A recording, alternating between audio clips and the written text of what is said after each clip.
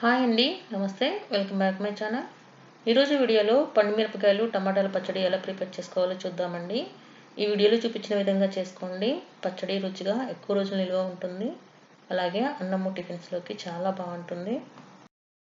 పచ్చడి కోసం నేను 1/2 కేజీ పండు మిరపకాయలు తీసుకున్నానండి. కొంచెం గట్టిగా ఉండే పండు మిరపకాయలు తీసుకోండి. అలాగే 1/2 కిలో టమాటాలు తీసుకున్నాను. టమాటాలు కూడా పండి కొంచెం గట్టిగా ఉన్నవి తీసుకోండి. వీటిని కడుక్కోవడానికి ఉప్పు నీళ్ళలో వేసుకొని ఒక 5 నిమిషాలు పక్కన పెట్టుకోవాలి. 5 నిమిషాలు ఉప్పు నీళ్ళలో వేసి ఉంచిన తర్వాత ఇలా అన్నిటిని కూడా బాగా రుద్దుకుంటూ కడిగి మరొక 2 సార్లు మామూలు నీళ్ళతో కడిగి తీసుకోవాలి. శుభ్రంగా కడిగి పెట్టుకున్న పండు మిరపకాయలు టమాటాలని పొడి క్లాత్తో తుడుచుకుంటూ ఇలా మిరపకాయలకి తొడిమెలు వలుచుకోవాలండి. తడి తుడిచిన తర్వాతనే మిరపకాయలకి తొడిమెలు వలుచుకొని పక్కన పెట్టుకోవాలి. అలాగే టమాటాలను కూడా ఇలా శుభ్రంగా తడి తుడుచుకొని వీలైతే ఫ్యాన్ కింద కానీ ఎండలో కానీ ఒక 10 నిమిషాలు పెట్టుకోవాలి. 50 గ్రాముల వరకు చింతపండు తీసుకొని దానిలో పుల్లలు విత్తనాలు తీసేసుకోవాలండి. చింతపండు చూసారు కదా, ఇలా ఒక పెద్ద నిమ్మకాయ సైజ్ అంతా ఉండాలి. అలాగే 50 గ్రాముల కల్లుప్పును కూడా తీసుకుంటున్నాను. కల్లుప్పు లేని వాళ్ళు నార్మల్ సాల్ట్ని కొంచెం తగ్గించుకొని తీసుకోండి. వీడియోలో చూపిస్తున్న విధంగా టమాటోలకి ఇలా పైన ఉండే గట్టి పార్ట్ని తీసేసుకొని చిన్న చిన్న ముక్కలుగా కట్ చేసుకొని పెట్టుకోవాలి. 1/2 కిలో పండు మిరపకాయలకి 1/2 కిలో టమాటాలు కరెక్ట్గా సరిపోతాయండి. చింతపండు మీరు తీసుకున్న మిరపకాయల కారాన్ని బట్టి తీసుకోండి. ఒక ప్యాన్లోకి 1 టేబుల్ స్పూన్ వరకు మెంతులు వేసుకొని లో ఫ్లేమ్ మీద వీటిని ఒక 1/2 నిమిషం వేయించుకోవాలి. కొంచెం వేగిన తర్వాత 2 స్పూన్లు ఆవాలు వేసుకొని వీటిని కూడా 1 నిమిషం లో ఫ్లేమ్ మీద వేయించుకొని 1/2 స్పూన్ జీలకర్రను కూడా వేసుకొని ఒక 30 సెకండ్స్ పాటు వేయించుకోవాలి. మెంతులు ఇలా లైట్గా కలర్ చేంజ్ అయిన తర్వాత వీటిని ఒక ప్లేట్లో తీసుకొని చల్లారనివ్వాలి. బాండిల్లోకి 3 టేబుల్ స్పూన్ల వరకు నూనె వేసుకొని వేడి చేసుకోవాలి. నూనె వేడైన తర్వాత కట్ చేసి పెట్టుకున్న టమాటా ముక్కలు, చింతపండుని ఇలా విడివిడిగా తీసుకొని వేసుకోండి.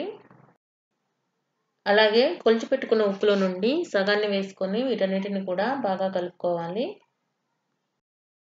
మూత పెట్టుకొని ఫ్లేమ్ని లోలో పెట్టుకొని మధ్య మధ్యలో కలుపుకుంటూ ఈ టమాటోల్ని 5 నిమిషాలు ఉడికించుకోవాలండి. 5 నిమిషాలు ఉడికేటప్పటికి టమాటాల నుండి ఇలా నీరంతా కూడా బయటకు వచ్చి ఉంటుందండి. ఇప్పుడు మూత లేకుండా కలుపుకుంటూ ఇదంతా కూడా కొంచెం దగ్గర పడే వరకు ఉడికించుకోవాలి. మీడియం ఫ్లేమ్ మీద ఇలా కొంచెం దగ్గరగా అయ్యే వరకు ఉడికించుకుంటే సరిపోతుంది. ఇప్పుడు స్టవ్ ఆఫ్ చేసేసుకొని వీటిని పూర్తిగా చల్లారనివ్వాలి. ఇప్పుడు ఒక మిక్సీ జార్లోకి ముందుగా వేయించి పెట్టుకున్న ఆవాలు, జీలకర్ర, మెంతులు వేసుకొని మెత్తగా గ్రైండ్ చేసుకొని పక్కన పెట్టుకోవాలి. వేరొక మిక్సీ జార్ తీసుకొని పండు మిరపకాయల్ని ఇలా మధ్యకు తుంచుకొని లేదా చిన్న ముక్కలుగా కట్ చేసుకొని కానీ వేసుకోవచ్చు. ఇలా పండు మిరపకాయలన్నింటిని కూడా మిక్సీ జార్లోకి వేసుకున్న తర్వాత ఇందులో మిగిలించుకున్న ఉప్పు, అలాగే 20 నుండి 25 వరకు వెల్లుల్లి రెబ్బలకి పొట్టు తీసుకొని వేసుకొని వీటిని కొంచెం కోర్సుగా ఉండేలాగా గ్రైండ్ చేసుకోవాలి. ఇలా గ్రైండ్ చేసుకున్న ఈ పండు మిరపకాయల పేస్ట్లోనే ఉడికించుకున్న టమాటో మిక్చర్ కూడా పూర్తిగా చల్లారిన తర్వాత వేసుకోవాలి.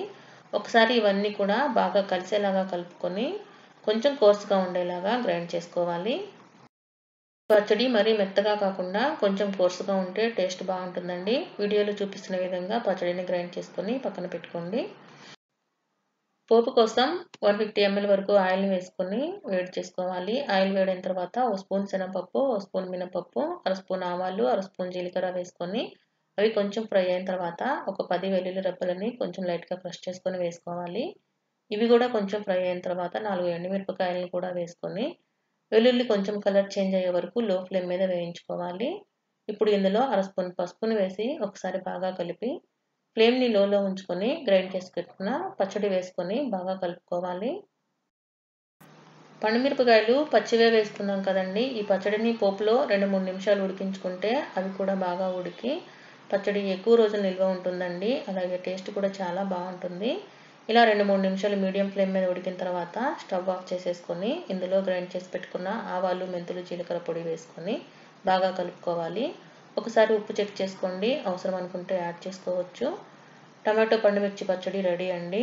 పూర్తిగా చల్లారిన తర్వాత ఎయిర్ టైట్ కంటైనర్లో స్టోర్ చేసుకుంటే చాలా రోజులు నిల్వ ఉంటుంది. పచ్చడిలో కొంచెం ఇలా ఆయిల్ తేలేలాగానే ఉంచుకోండి, అప్పుడే ఎక్కువ రోజులు నిల్వ ఉంటుంది. ఈ వీడియో మీకు నచ్చినట్లయితే వీడియోని లైక్ చేయండి, షేర్ చేయండి. అలాగే మన ఛానల్ని తప్పకుండా సబ్స్క్రైబ్ చేసుకోండి. Thank you.